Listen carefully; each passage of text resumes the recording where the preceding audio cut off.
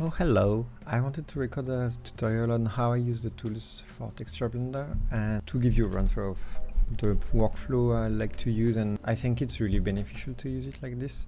I'll start with the Qp tools because in general that's the starting point of my workflow when I deal with textures. Often I do a little research on the textures I want to have in the scene. I import them, usually on spheres like this, to have them visual on the side. And what I start by doing is the texture packing from Qp tools. I will give this scene eventually with all of the examples that I'm gonna use. So to be able to provide with this scene, I will have to use only COO textures that are not copyrighted. This one is from Megascan, is just to show you how it works even with this when you just import it from Bridge. But all of the other ones will be from TextureHaven, Ambient CG, and also PBRPX website. And so if I start with this, when Megascan imports a texture, it just looks like that. You have all of your set of textures, you can just select them all, right click, go into Qp tools, and pack the image texture. And that's it. So you can remove the multiply for the ambient occlusion, because we don't need it anymore, because it's directly here. You can activate it. By default it's not, just in case you don't have an ambient occlusion in your material. And what you can see, Qp tools automatically sets the color space of all of your textures, so you don't need to deal with this. And it renames also the node with the name of the textures. The Megascan ones are not that helpful, but this could be a meta panel. And you can relink the mapping if you want to, link any mapping you want. And here you are, so this texture is ready for being reused, the blending, but you also don't need to use the packing system. I just like it because it's very clean and convenient. So the advantage of using the texture packing feature is that with this drop down, after you will be able to change any material without having to relink anything. So to iterate and try things is very fast eventually. And the node linking will help for this, of course. So here's another example with brick texture from Polyhaven. So I just imported them by drag and drop it into the scene. I packed them. Here you can see that the name of the texture was implemented in the name of the node group. Everything is there, linked. I have an ambient occlusion, so I can activate it. But Blender doesn't allow you to import a set of textures all at once, like drag and drop them. You have to do it manually. So what I did is, if you don't have any texture selected, you can run the pack image texture, and you can just come and then select the set of textures you want. So for example, you have addon, diffuse, displacement, normal, and roughness. So if I pack them, here it is. And it's also renamed based on the texture that you had. Everything is there. So that's how to use the texture packing. I will do it on the two others after, just to repeat and show you how it works. But before, I will show you how the node linking works on the base level. So you can select a node group that has renamed output like this. It actually needs these exact names. But if I, for example, take these ones out, just clean a bit, remove the empty ones. So once I have these textures outside, is just to show as an example that you can link the node group, but I made the tool very flexible, so it can also handle image textures themselves. And depending on the naming convention, it will send as best as possible and try to match. So you can see I selected all of them without really thinking about which ones they are. I just link node group, and then the one that are matching, so the roughness, normal map, and diffuse, they are linked. This ambient occlusion, and of course there's no entry, and that's why. And then the last one is displacement. You will need to create a displacement node. You can unlink it, and I will show you with the texture blend. So it works with the node group. You can select it a second time, and then you can also have the second ones coming in there, and then you can continue. So I just wanted to show you how you can easily do it with any type of node, like textures and node groups. Let's finish this with the rest of the materials here. And it's always the same, just linking the materials into the scene, or fetching them from your hard drive, making sure everything is there. If you have the AO, activate it, and then select the node and the one you want to connect to, and you're all set. So those are the basics on how to use the Qp tools, texture packing and node linking. After we will see how we can use it with the texture blending options and how you can really start having fun with the height blending and everything. So for the first example, I want to show how the vertex painting works with the texture blend node, which you can find texture blend when you install your asset library. Because the TextureBlender is an asset library, Qp Tools is an add-on. So this you install as a regular add-on, but all of the nodes you install them from, you will all find them here. You can also just have them here. I will leave it so we can see from now. I started the screencast just in case it helps anyone. So I just imported my texture blend, but I don't have any texture sets. One of the advantages of packing them into a node group is that you can press Shift A and start typing, for example, brick. And because we created the group, brick wall, and then you have it here. And then I have another one here that is called painted plaster, and I can just import it like this. So very easily you can import any of your texture sets in your material node groups. And here you can see all of them, and you can also easily just switch from one to another. And so one of the advantages we can take from Qp Tools is that you can take all of your node groups, and instead of linking them one by one to the texture blend, you can just link nodes. And like this you have your basic mix setup. For now I'm not dealing with the mapping. If I preview the brick wall, it's a bit too large, so I press Ctrl T with Node Wrangler. It creates the image texture. You can just remove it and replug it. Let's do something that's a bit more logical size. Let's go with something like that. And I assume this one will be a bit big, so I will give it the same mapping for now. You can work with any type of mapping you want, of course. So the texture blend node for now will only show the brick wall, because texture A is what is represented by the black color in the mask. If I put it white, it will be all texture B, which is the plaster. And if it inverts these values, simply. So this is just a value. And you can of course plug something to it. And in this example, I'm going to show you how with VertexPaint you can break this wall into two different materials. To be able to paint vertices, you need to have some, so let's subdivide that plane. Of course you're adding geometry, but it's also not that much in itself. And if you use displacement, it will help also calculate the displacement. So if now I go into VertexPaint mode, I paint in white, and I need to bring a color attribute. Here, the only attribute visible is called attribute. I usually just remove it because it's filled with white, and we want the opposite behavior, having it black and painting white on top. And I will name it plaster. So now I can have plaster here and plug it into the mask. Nothing will happen because it's fully black for now. But if I start painting white, I can now reveal the plaster under it.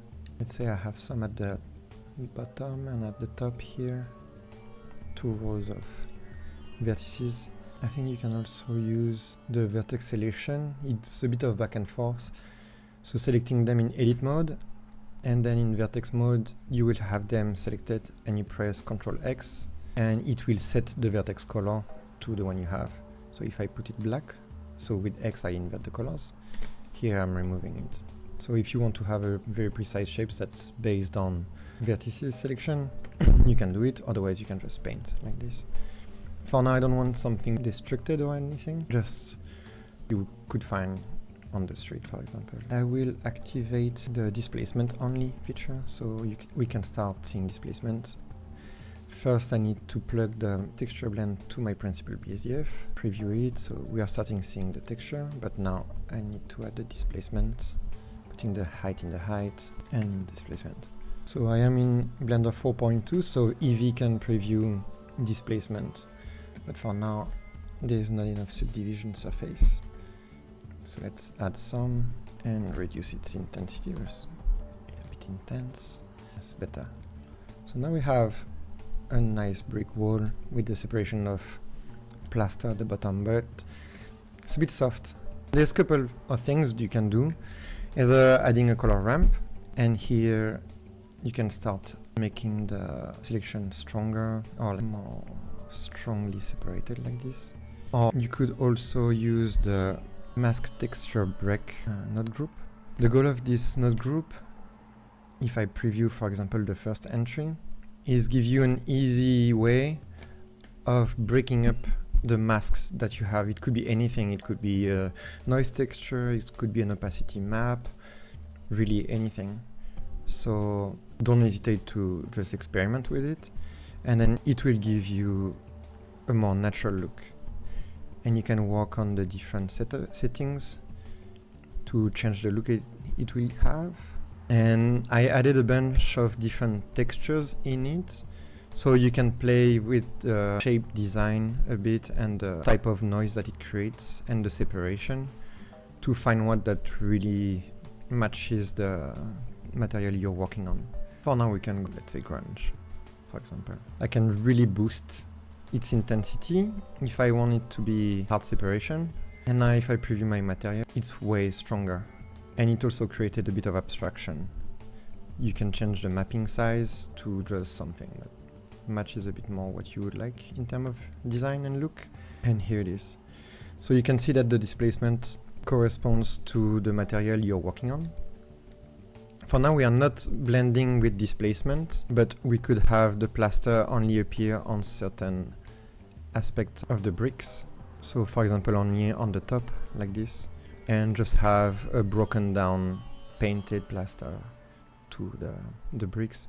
You could invert it to add grout, for example, to your brick material and have it blend more.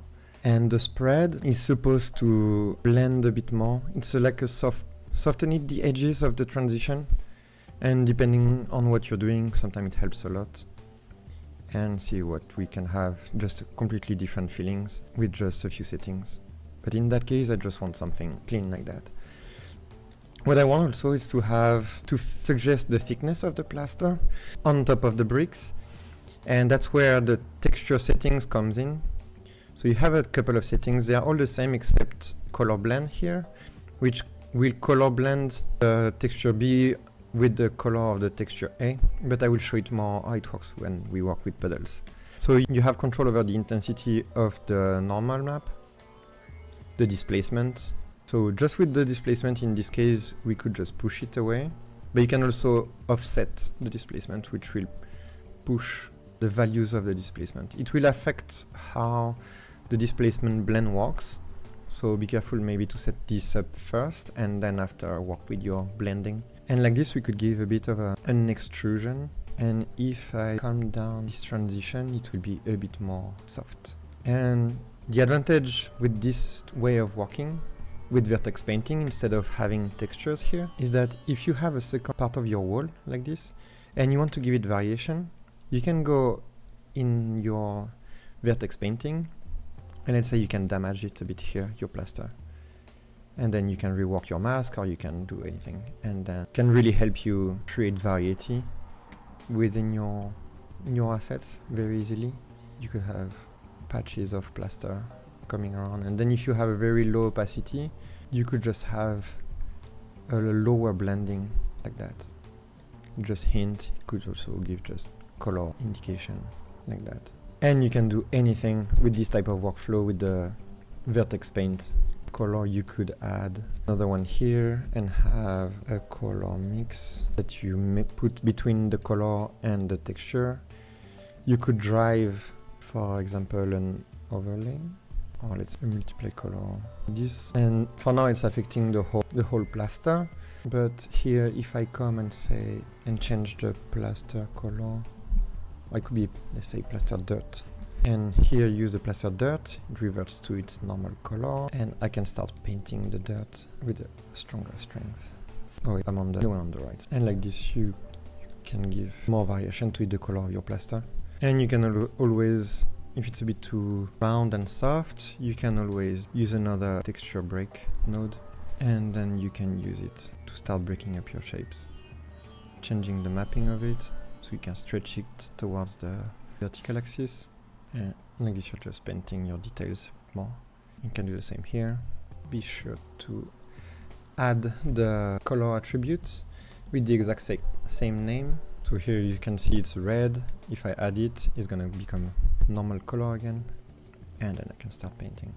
It doesn't need to be strength at 100. I want to be more subtle.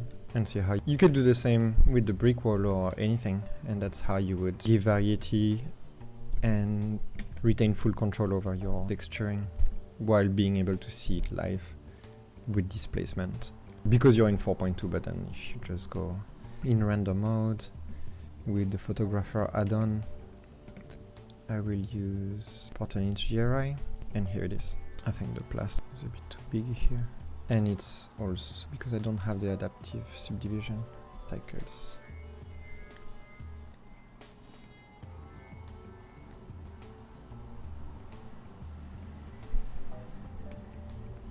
Okay. Now let's play with the basic mix. I just wanted to create a fence that had some chipped paint on top of it, like white paint, something like that. So it's just a basic weathered wood, the one we did earlier. The node group, I will import the texture blending node, just link it here. Those are basically the steps you do over and over, most of the time with working with texturing with these tools. Something you can do, of course, is link the same set of textures with the blending. And like this you get exactly the same, of course. And then you can choose if you want to remove some or just select some of them. But what you can do is adding a mix color and then come and mix the color of the second one on top of the first one. I need to preview this. Let's link it to the principal BSDF. So here I'm basically just creating a white version of the same wood texture. What I can do is tone down, for example, the normal map, maybe displacement, to simulate a bit the effect of the paint, like smoothing the normal map. Why not? And then I could add the mask texture break and use, for example, the wood one. That would work perfectly in this case. And here you have a pretty nicely chipped wood. Here it's funny because it's in box mapping and this object has some rotations, but you can turn it into UV mapping and it should work correctly. You can also, with some of the nodes I created, have a custom mapping. For example, here I created a triplanar vector node group.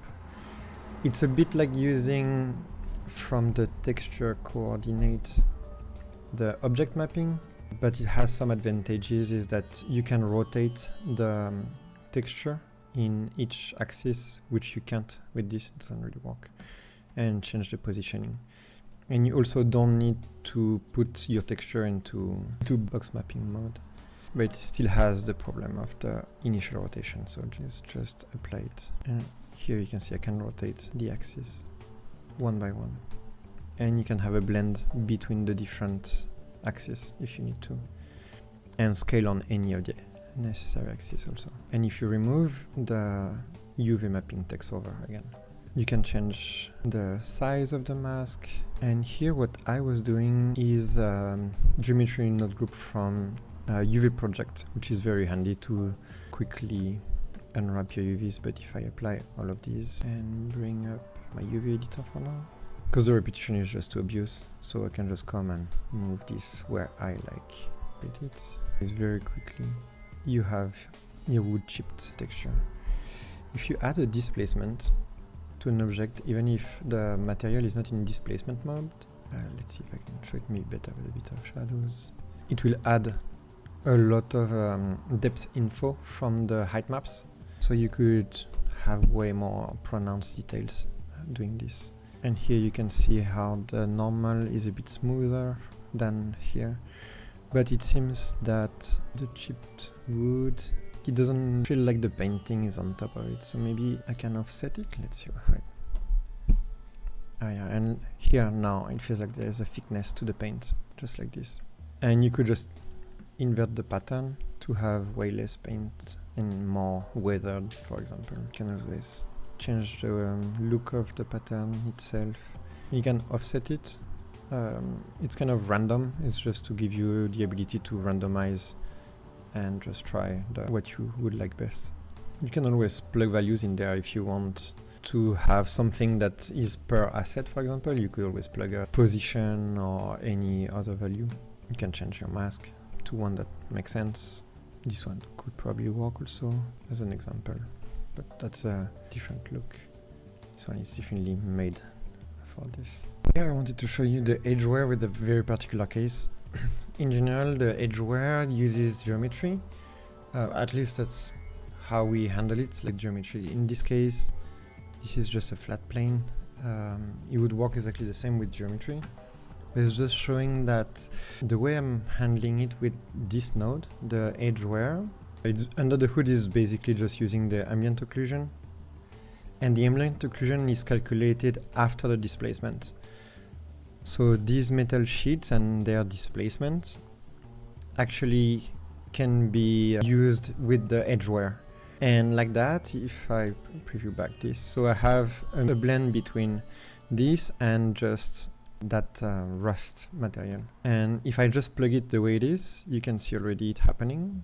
What you could do is just keep the height from the first one just in case. But in this case, I think it works like that. And the edgeware nodes, so you have the distance, which is the most basic setup.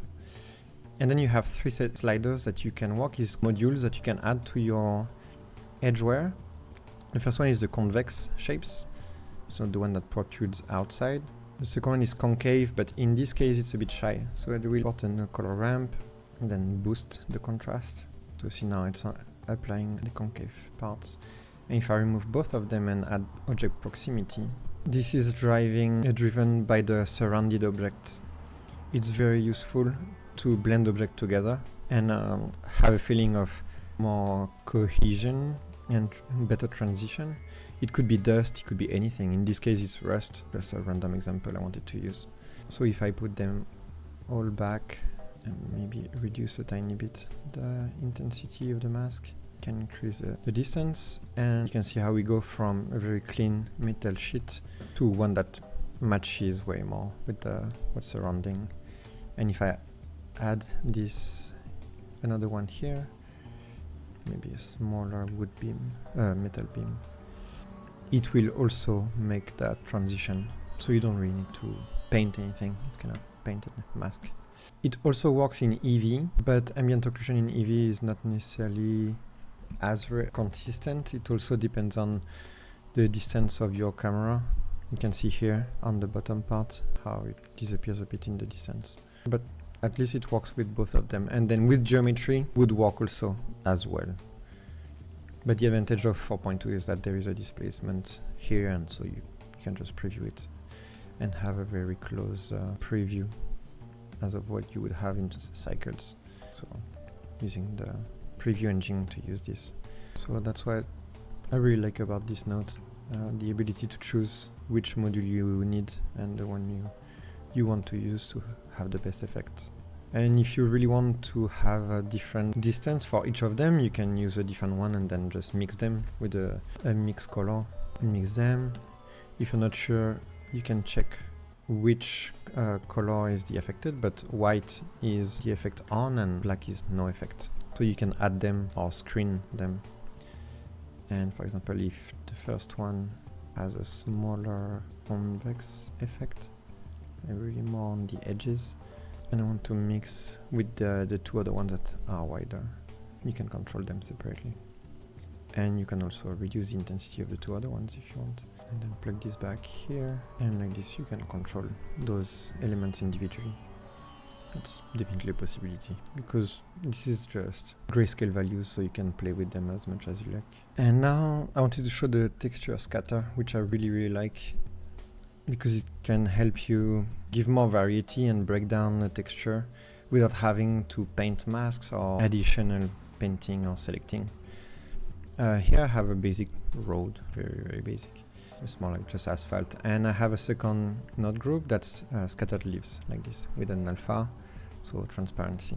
When you have it like this, you can plug the alpha into the mask for decals, and like that you have your leaves on top.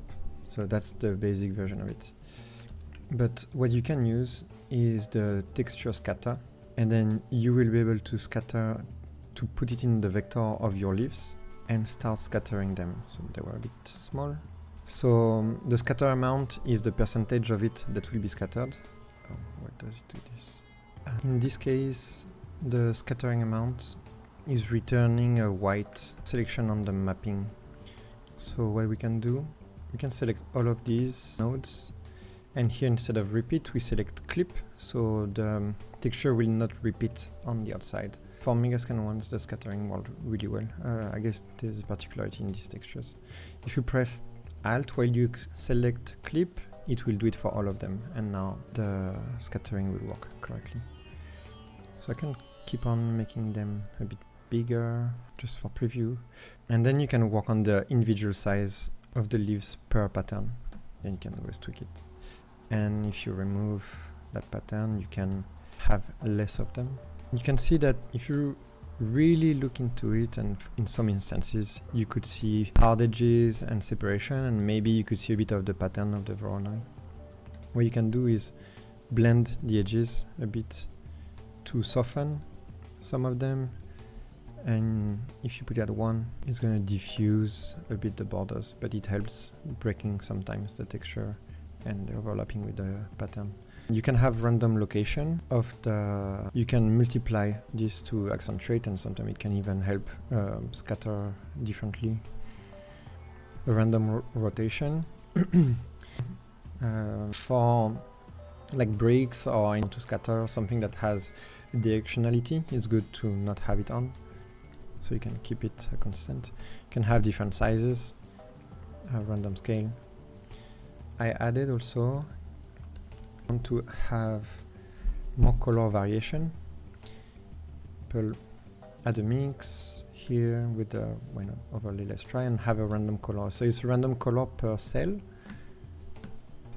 So basically if you mix it here with the overlay, it's gonna look funny. Start to put some colors into there. And you can do anything in between. You could add a color ramp instead. Mix between well, you can either use the color ramp as a factor, the colors that you would like to have as a variation for your leaves, so more red or more orange. My material again, you can see that they've been overlaid and they are taking on the color. You can have it as color or as hue also, depending if you want to mess with the, let's see, thing. So you are kind of blending all of the colors together. As a multiply, to change the color, you can put the value at the max on the top and then just have the color drive the difference. Nothing stops you from having different layers, of course. So if I come here, add a new texture, I'm gonna link it together. I come type on the floor, displacement, normal map, opacity, roughness. Let's bring this here. So I will remove the first layer here because I'm gonna link the one from the blending. So now I have a bunch of very big chewing gums in there. If I bring TextureScatter and change the seed, you can just add randomization.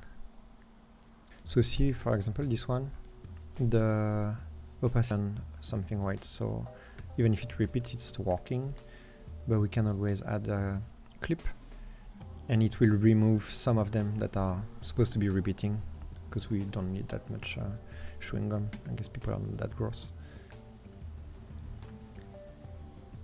So yeah, that's how you would do scatter all of this, blend them by the height if you need to. Here I didn't use it, so that's the freedom that this node gives you. And now I'm gonna show you how to make cool puddles that integrates in the height of the material you have below, or the blend of different materials that you have. I took this material from Ambient CG, and their displacement is very intense. I think this is because the height are in JPEG compared to EXR normally, which helps a lot. So I just recommend to put the displacement strength to a more manageable value. So like 0.05 in this case, I think is more than enough for this. So it's very easy to just blend puddles with this type of setup. I can just put the mask in white to see the second layer here, and by default I put it red. Is just a visual indicator of to help you see what you're doing. But I would suggest to put this on white for now. You can put the roughness very low. Let's put it darker so you can see the reflections. So our plane is here, but it's reflecting very intensely the sky, which would happen with water. And then we can start blending it with the heights. So if I start it with 0.5, you can see that now the water is just on that layer. If I invert it, it's gonna be only in the crevices. And if you push down, so it's on 0.5 because in the texture settings, the height here is at 0.5, but if I put 0.3, you can basically start determining more precisely where the water goes, and even if it's carving down or not the terrain under. You could use a displacement offset as well to do the same, basically working up the way you prefer. And so, like I was saying earlier, you can have either a very strong transition or add a bit of spread to come and blend a bit more. And doing this, you can start having these nice transitions here that will add a lot of details. For now it's applying on everything, but what we could do is to come and we could paint some vertices. So if I create, for example, a puddle VertexPaint, put attribute, but you can do it like this, or call a color attribute. The advantage of the color attribute is that you don't need to remember the names. Here, if it's not input while you import it, it's not gonna prompt the name of your attribute. So I put it in the mask. Then now, with the strength of 1, I can start painting where I want my puddles, so you don't need to have them everywhere. And so you can give a color to your water if you want to have it a bit more like brown, for example, or anything. And you can also have it color blend with the texture underneath.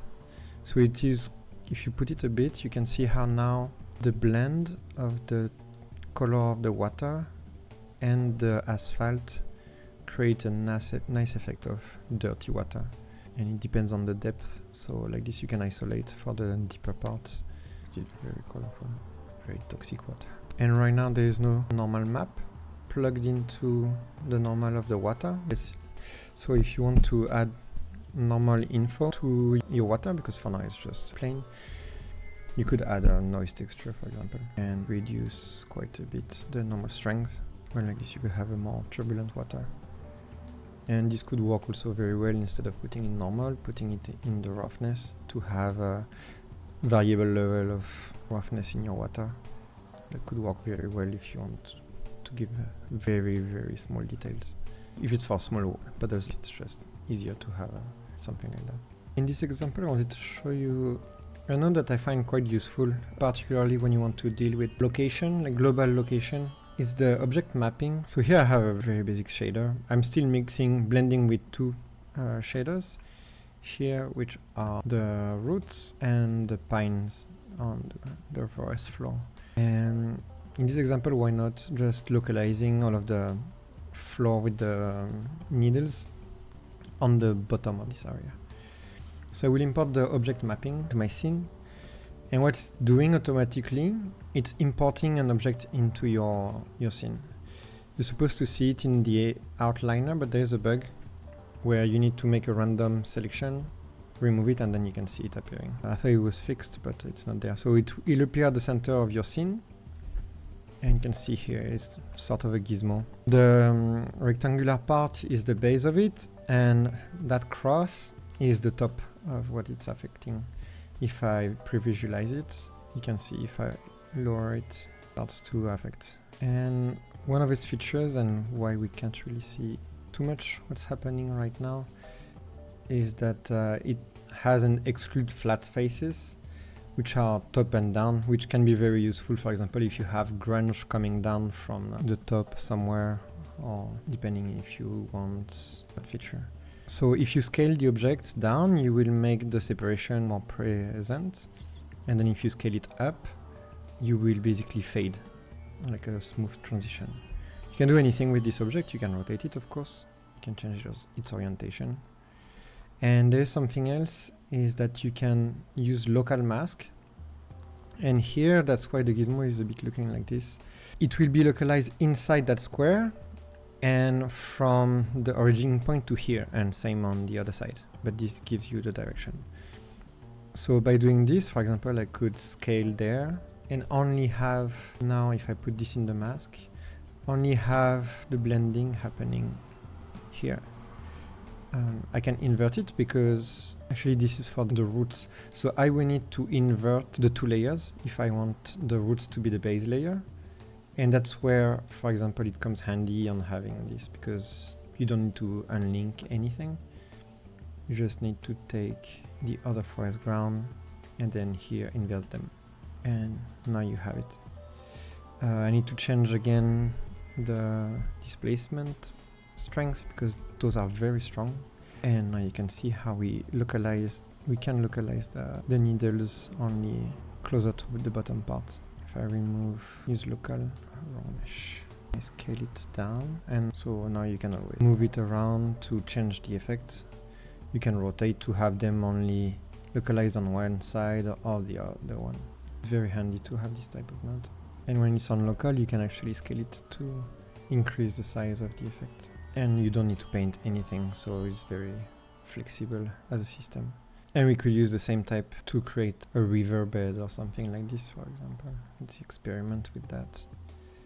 So I will remove all of these, relink this and that together, put the mask to 0. So adding a second layer recalculates a bit sometimes the displacement, so you can retweak to fix some of the potential changes. I will see if I can optimize this one day in the future. And so here, if I come, so if you want to import a new one, you need to be careful that here you append, but do not reuse data. Otherwise, it will reuse the same mapping ref. But if you, for example, you have it as a follow preferences, then you re-import it. So if you open it, you can see it's using, oh no, it actually created a new one. So it has the right behavior. So you don't even need to, you can forget about this. And if I take this one, put this here, invert it and make it look down, remove exclude flat faces so you can see what it affects. Let's try like that. Can reduce the roughness a lot, make this way less saturated and darker, and we can use what we were doing with the color blend again. And if I remove the displacement blend, the water will take the full control over here. But if you add it and put it to 0.5, for example here, we can see that it's affecting with the displacement of what's below. You can play around with the values and also the intensity of the displacement blend. Of course, it's still following your sculpt. It's not gonna flatten the surface, but it can give some impression of wetness or even of a puddle. But if you remove, for example, the normal strength from the texture B, it's gonna use texture 1 only, and then it gives you a muddy aspect like this because it will respect what was below. And if we use texture A over texture B and we invert it, I think this one also is really good for puddles. That's what the one I meant to use just before. Because like this it can cut out and have some roots sticking out of the displacement of the puddles. It will respect what's supposed to be outside and what's supposed to be above. And because this one is based on the height, if you lower some parts, they will start to be affected, because this is this mesh that is driving where the water is and where it stops. And if I start to scale it, I will just make the transition smoother. And one tiny bonus sneak peek. It's something I started working on as a new node that I think could be really cool. This is very early stage of it. It's the ability to stylize textures, not from compositor, but directly in the material. And so basically, depending on the pattern scale and the resolution, you could have the texture almost as it is normally. And if you start reducing it, you can have sort of blotches and texture brush effects.